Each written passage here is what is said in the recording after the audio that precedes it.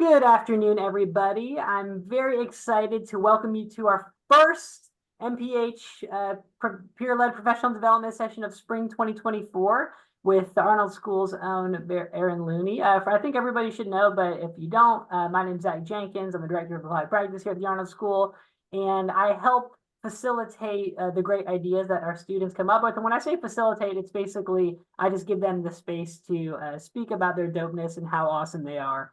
So today we're going to be talking about citation management tools. And before we officially begin all of that, I just want to lay out some ground rules for the webinar. So first and foremost, please demonstrate respect for our speakers and the other attendees. And then in addition to that, please keep your mics off throughout the presentation unless you need to ask a question. Feel free to drop questions in the chat or virtually raise your hand. I mean, this is informals and you're amongst friends, but do try to keep the etiquette to a maximum. And then we are recording this webinar, so don't say anything crazy like I was saying before we started recording or anything you wouldn't want future iterations of people to hear. So I'll introduce Erin and then we will hop into things. Officially introduce Erin.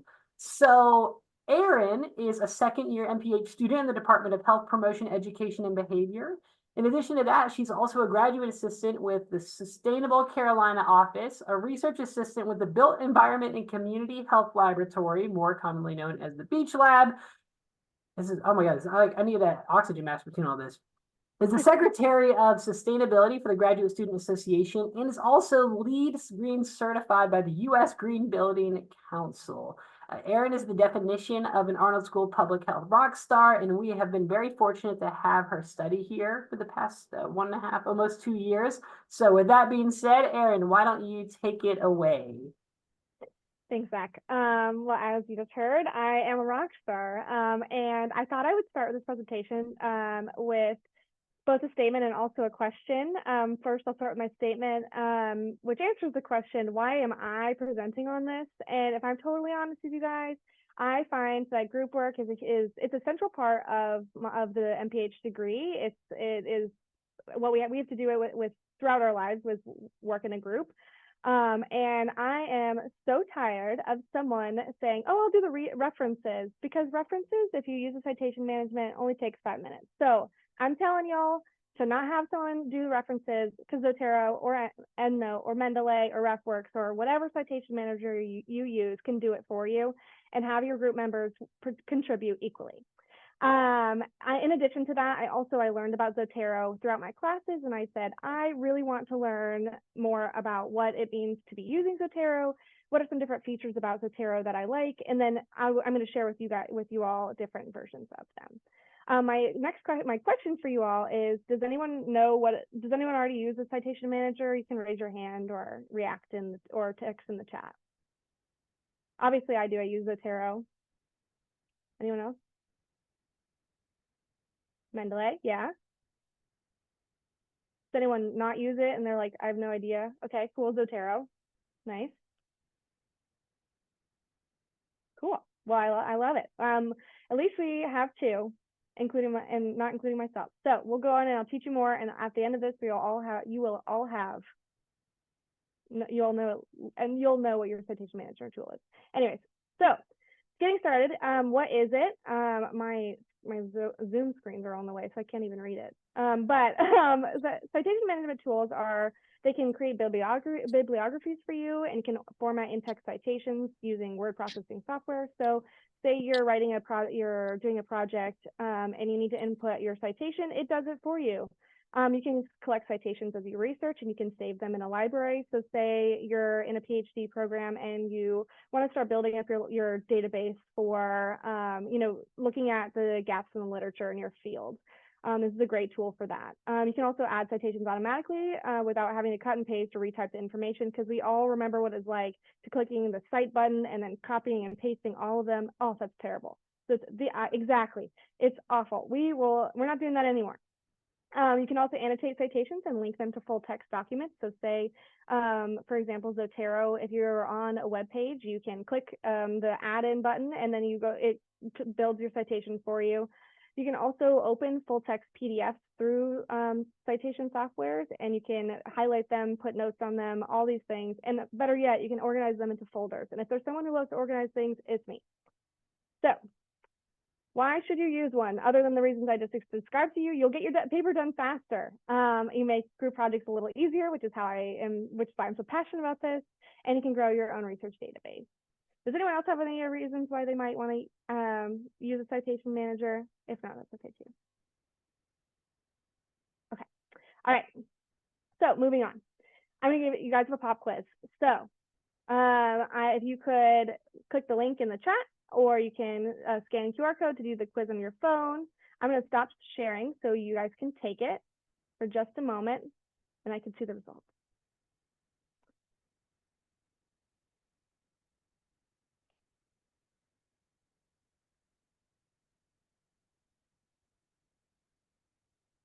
And as you're taking the quiz, make sure you're keeping track of how many A's, how many B's, how many C's, and how many D's you're selecting, because it'll make figuring out which one is right for you easier.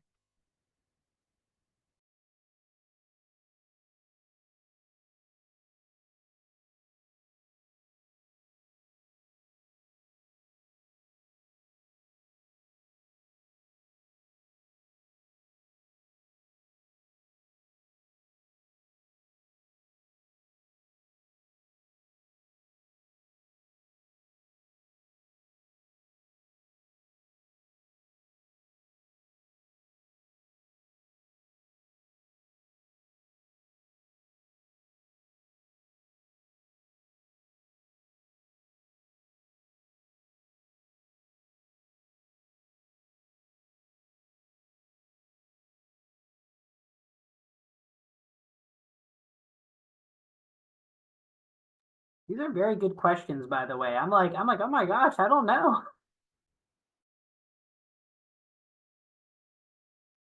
It's in personality quiz style. So I was really trying to think of what you really need to know in a citation manager and what's important to you. So You might be able to patent that, the new Enneagram. exactly. Yeah, I'll send it to what is it? The what's the magazine for teens, like Teen People or People magazine or whatever, Cosmopolitan. Yeah, those guys. Public health people. Yeah, exactly. I'll send it to the USC library so they can use it. Okay.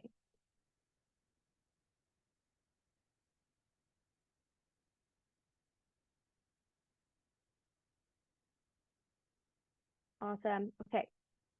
I'm going to share my screen again. Maybe if I remember how to do that. All right. So let's look at the results together. We have two of the sponsors are tests. So we had mostly B's for how important is a quick learning curve for you when it comes to citation management tools. Interesting. Do you require a citation tool with a web interface? We have both web interfaces and desktop software. Awesome. We have, honestly, it's pretty well spread for number 3. So how often do you collaborate? But I love that no one said they mostly work individually because MPH degree is a collaborative process, except for the comm exam. And for number 4, most extremely important. Interesting. Searching within PDFs. So it sounds like a lot of you are searching within your PDFs to find specific quotes or notes that you've taken. Got some yes, critical feature, nice to have, but not necessarily the top priority. B would be nice, but I don't need extensive mobile use.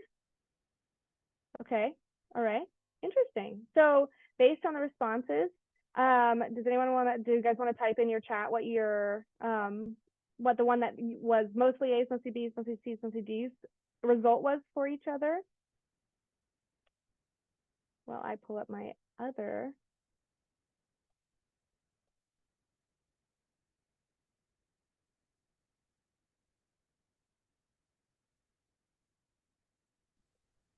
That got Sotero. All right, cool. Nice. there you go. That makes sense based on what we saw. Cool. All right.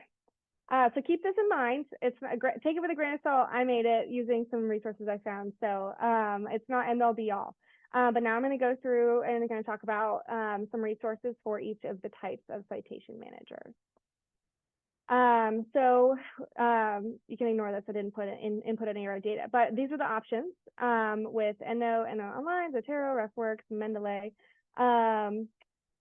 So here are the differences between Zotero and EndNote, and I won't talk about them in extreme depth, but if you have questions, you can always ask me. But so these seem to be the David and Goliath, if you will, but they're both pretty Goliath-y, if you ask me. Zotero is free, whereas EndNote it requires a license.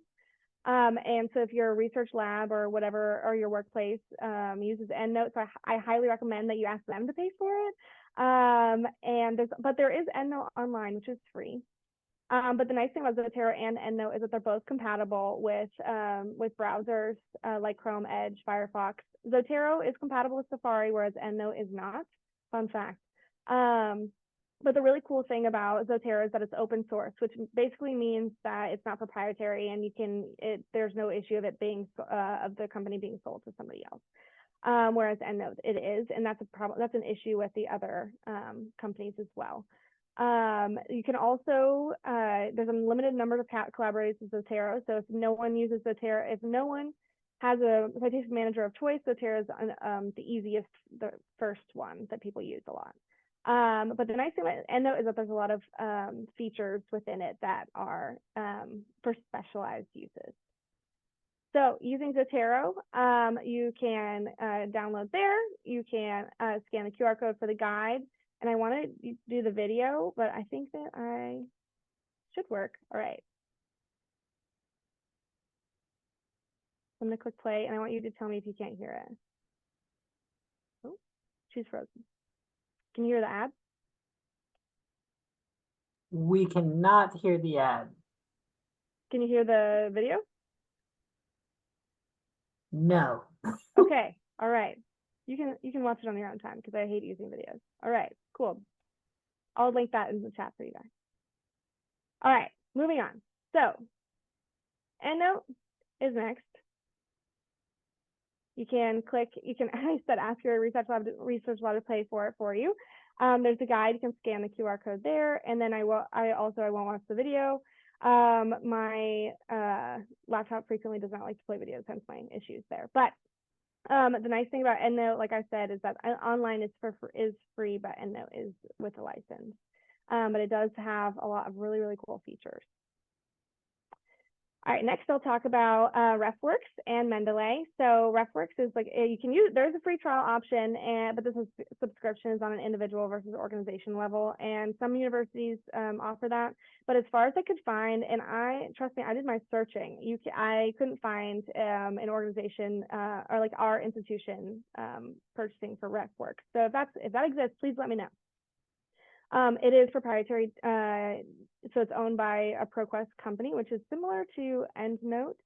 It's cloud-based, whereas there's a desktop version for Zotero and EndNote. So you can use it on any computer, and you can, so you don't necessarily have to download it to the computer that you're using.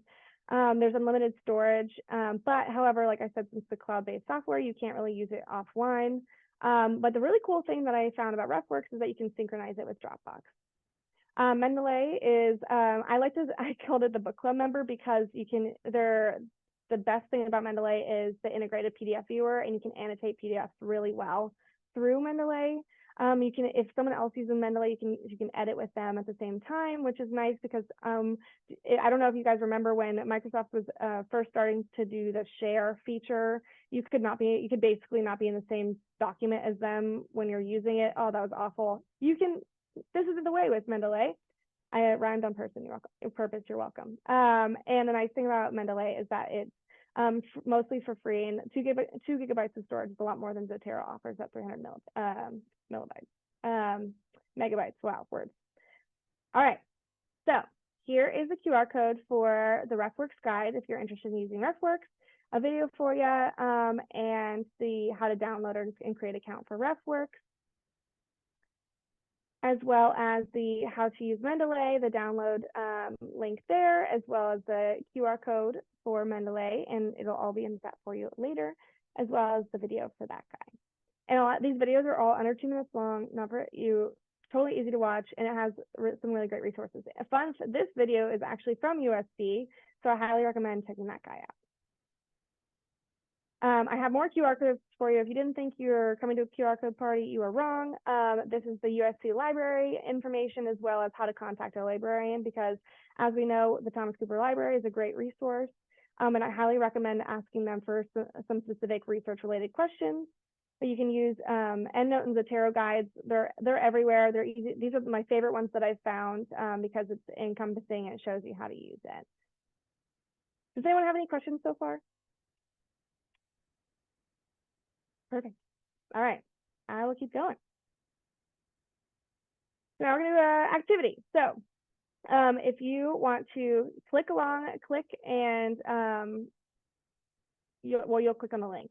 I'm going to click on this icon and go through the activity yourselves. While you click on it, if you want to go through the activity, if you already have Zotero, I highly recommend it. But I was just going to show you guys how I use Zotero. So I'm going to stop sharing this guy, which I wrote as seen on MTV Cribs because MTV. It's welcome to my Cribs, but it's my Zotero. So if I could share.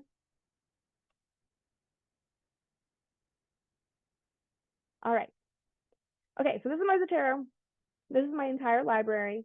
I don't have that many things on it, and some of them are kind of gross looking. You can see how I don't have the creator added here, but I have lots and lots and lots of citations. There's a lot of duplicates, and you can remove those also.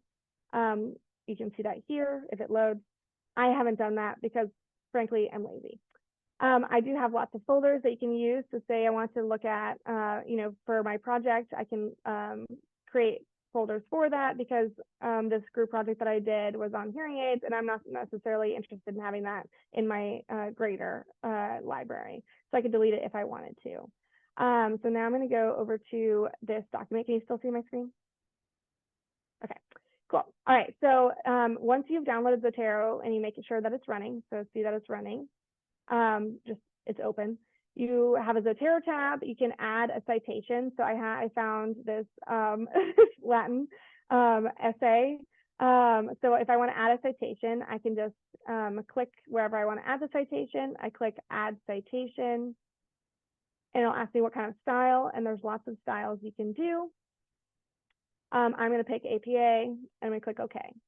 So once that happens, then I can add my citation.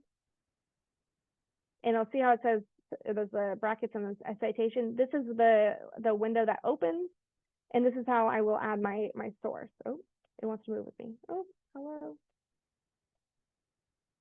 All right, we're starting this over, guys. Ignore that. All right, so if I click on it, okay, it doesn't want to be clicked on, I guess. Here, all right.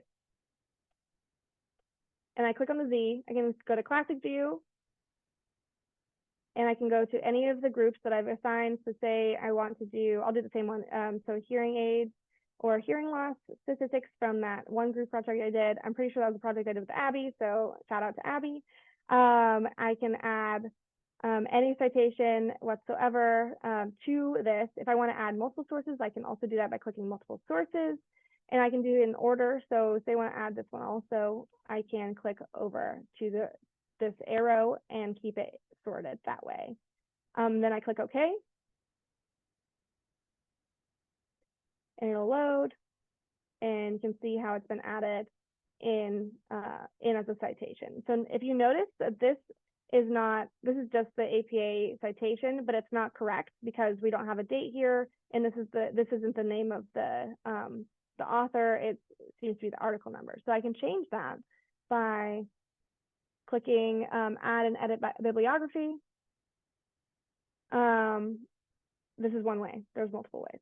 I can open my bibliography. I can edit it by clicking edit, or the same button, click and add it, click add/edit bibliography, and I can click on whatever one I am not interested, whichever one is different than how I want it to look, and I can type what I want to do or how I want to change it. So say I'm going to insert author. This is incorrect. I'm going to say Abby Simpson wrote it. Oh, I can't even spell Abby right.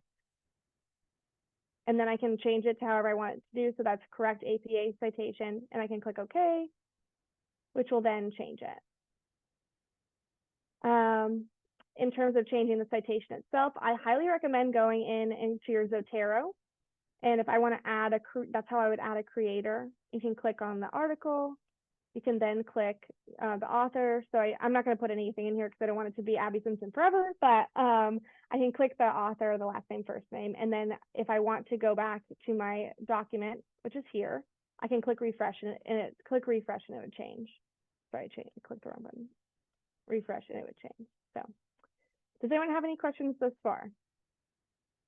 We do have a question in the chat from Beata. She's asking if Zotero offers in-text citations, and correct me if I'm wrong, but that's kind of what you're showing us right now. Absolutely. Yep. So I can put anything I want wherever I click, especially on Word. I could do it on Google Docs as well. Wherever I want to click, and I click the add/edit citation, that would add your in-text citation for you. And you can change the citation style. You can do AMA, APA, Chicago, anything you're interested in doing. So I hope that answers your question. Cool.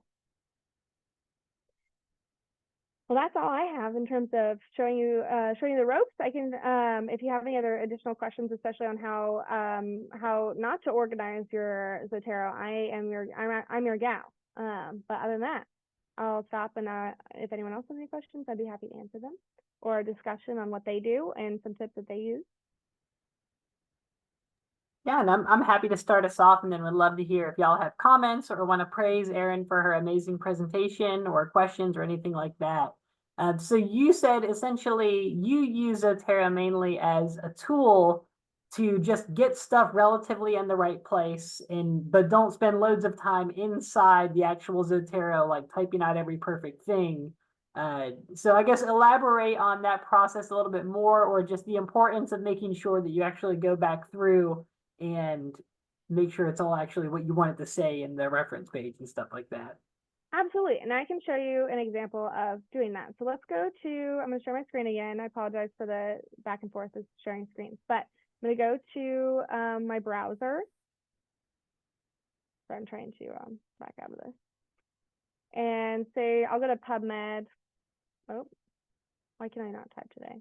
It's not usually this bad, guys. We can look at cyclist crashes. So say I go and I find this article and I really like it. And so normally in the old world, I would click and I would copy this and then paste it into my document. So instead of doing that, I'm going to click this icon right here where it says Save to Zotero. And I can save it to wherever I'd like. I'm just going to save it to my library. And I can add tags. So say I want to tag something as cyclist. I can do that and I can click Done. So now that I've done that, this article is now in my library, and you can see it if it loads here. Okay, or not. All right. If I go back to add my citation that I clicked on earlier, and I go and I find classic view, it's easier to find, and you can find cyclist as a tag, search for it. And I believe it's this guy. I can click OK, and she should be all good. See how it says that it's correct in the APA citation with the year at the end, and it should be added to my bibliography that I've already added lower. If it is incorrect, it's easy, no problem. You can just click on whatever article you're looking at and making sure that all this information was inputted correctly. And odds are it will be, especially if it's a PDF or if it's from a database like PubMed. Cool. I'm going to stop my share again. So sorry for that. Thanks, Abby.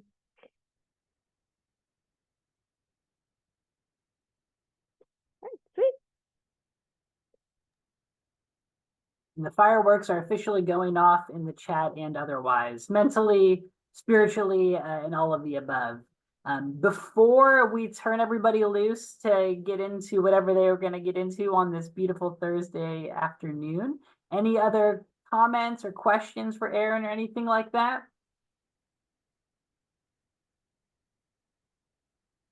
So I'll leave you all with this. First off, we'll get, a big round of applause for Erin actually doing this. This was amazing, and you put so much time and effort into developing all the resources, and I think many additional cohorts will be very pleased that you did so to save themselves many headaches as they enter their programs and continue on and stuff like that. But my one thing I want to end on is that this is kind of a pitch to all of you as MPH students. This is something that is generated by your ideas, because while you are here to learn about being a public health professional and all those kinds of things, you also have your own specific skill sets and things that you bring to the table that make you special. And that's essentially what this platform is about, is you showcasing your skills to your peers so we can all grow and learn together. And so essentially how this worked was Erin had this idea, we talked about it, and then she developed the whole idea. And so if you have those very specific things and ideas of things you would want to share or potential topics, I would love for us to have a few more submissions. And I will put this in the chat before we leave, but as far as content of things that we can do, it's pretty open. So would love to have a few more submissions as from some of y'all. So really appreciate all of you being here. A special big thanks to Erin for organizing and putting so much time and effort into it. This was amazing. So thank you all. And Erin, thank you again. And you have the most beautiful slides. So I don't want to ask you to come back, but you can teach many of us how to make those slides so interactive, so amazing. So thank you for doing this. I actually learned it at the Canva workshop from last year. So I highly recommend Canva. Okay. And that's another plug for the MPH Professional Peer-Led Professional Development Series. So thank you for bringing that full circle. I hope you all have a wonderful night. Don't hesitate to reach out if y'all need anything from me. So take care, and we'll talk soon. See y'all.